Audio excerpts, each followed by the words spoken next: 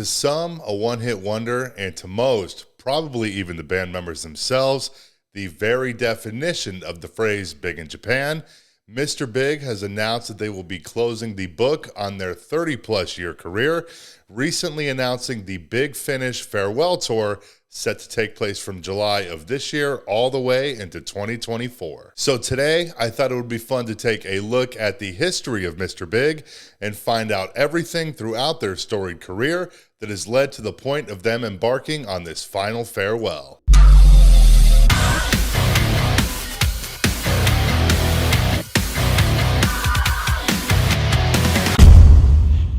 Following his short stint playing bass with David Lee Roth, and along with the help of legendary Shrapnel Records founder Mike Varney, Billy Sheehan formed Mr. Big in 1988, along with frontman Eric Martin, who was fronting his own band at that time, drummer Pat Torpey, rest in peace, and of course guitar virtuoso Paul Gilbert, known at that time for his work in Racer X. During the first year of the band's formation, they made some absolutely massive moves, signing to Atlantic Records, releasing their debut self-titled album, and hiring renowned manager Herbie Herbert, who was also managing Journey at that time and had previously worked with Santana. While that record didn't really do too much to move the needle here in the US, it did become a decent success in Japan and eventually went gold over there, though in Japan, going gold means 100,000 units as opposed to the standard 500,000 units over here. Something I find pretty interesting about that first record is about the second track, Wind Me Up. In an interview with Nikki Sixx on his old Sixth Sense radio show, Billy Sheehan pointed out that the main riff of that song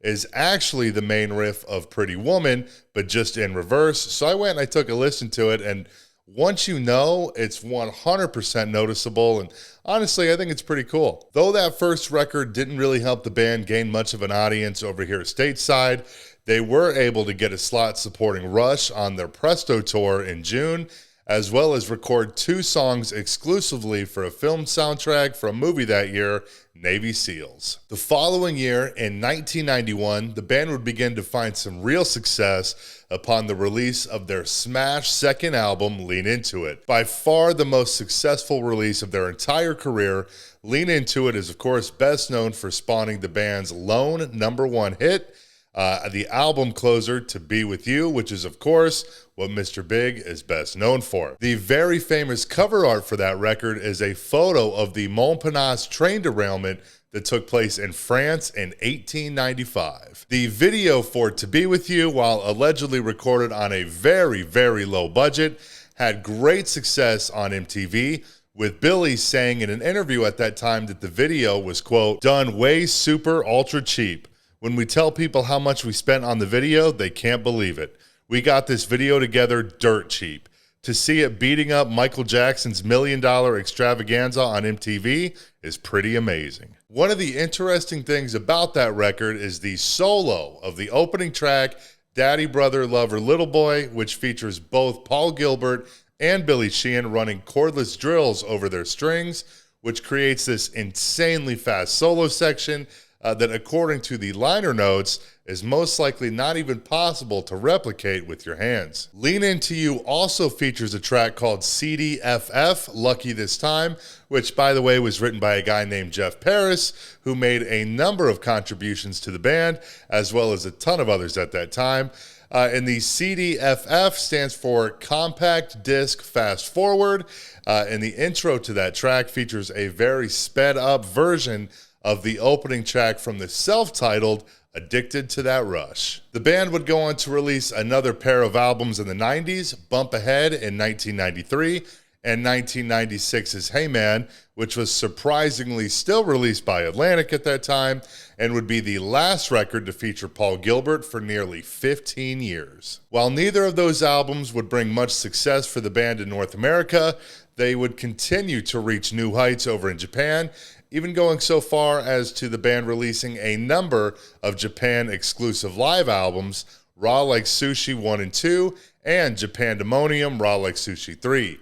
There were also 2 Budokan live albums, one in 97 and another in 2009. By 1997, Mr. Big would essentially go on hiatus while the members began to focus on other projects, and Paul would officially end up leaving the band to reform Racer X and focusing on his solo career in 1999. He would of course be replaced by the fantastic Richie Kotzen, who, along with Gilbert, was signed to Shrapnel back in the late 80s and early 90s, and he also replaced CeCe DeVille in Poison. Now, of course, he's a part of the Winery Dogs with Billy Sheehan and drummer Mike Portnoy. Mr. Big would go on to release 2 albums with Kotzen, 1999's Get Over It and then Actual Size in 2001, both to mediocre success, although both releases did go gold in Japan. A pair of videos were recorded for the Get Over It songs Electrified and Super Fantastic, but I guess the director claimed the rights to the video, which ultimately halted their releases, and to this day, I don't think they're available anywhere. Never been released or even leaked. Not that anybody would really care, but maybe they're out there somewhere. These songs Shine from Actual Size would wind up being the only quote-unquote hit from either of those records, and it ended up becoming the closing song for an anime called Hellsing. Around this same time, Billy would start touring with another former DLR alum, the legendary guitarist Steve Vai.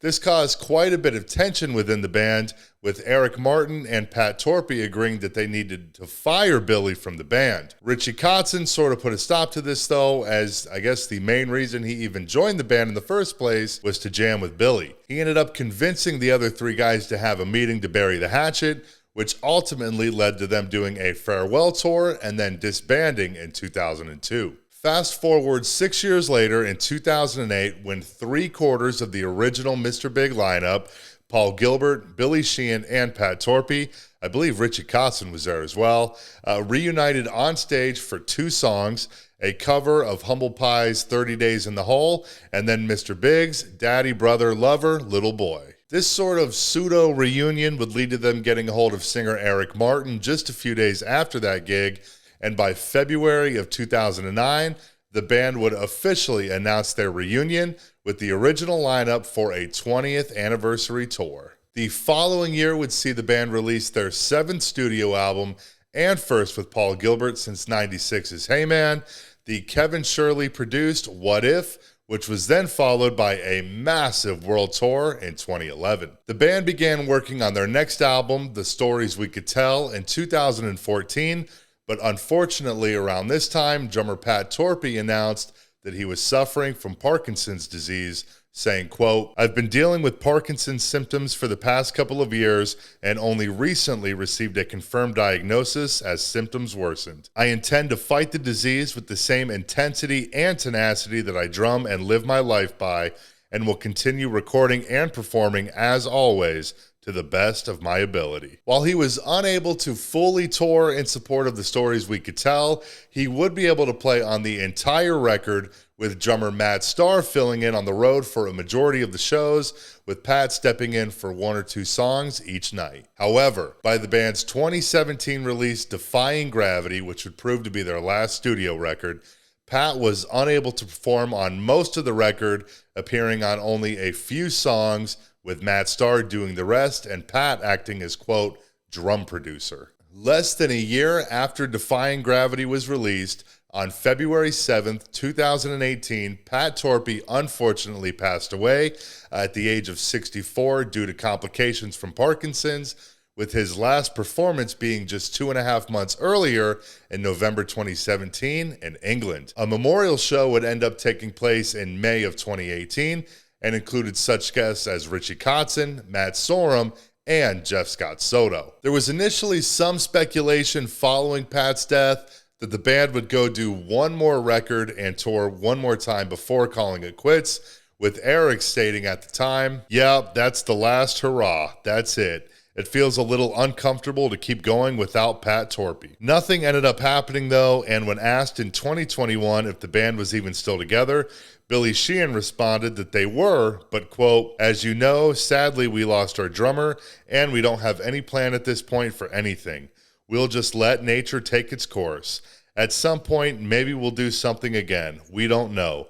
Maybe me and Paul, maybe me and Eric, maybe Eric and Paul, maybe us with a different drummer. It could be anything, but we have not discussed it at all, and we're just kind of letting it go." Nature has now seemed to take its course, though, as the band just announced the Big Finish tour, beginning this summer in July in Japan, of course, before heading into some other territories, with the rest of the world, including North America, happening in 2024, before finally calling it quits with Mr. Big. Eric Martin, Billy Sheehan, and Paul Gilbert, of course, will all be present, but they did end up replacing Matt Starr, I guess because he doesn't have the same vocal range as Pat.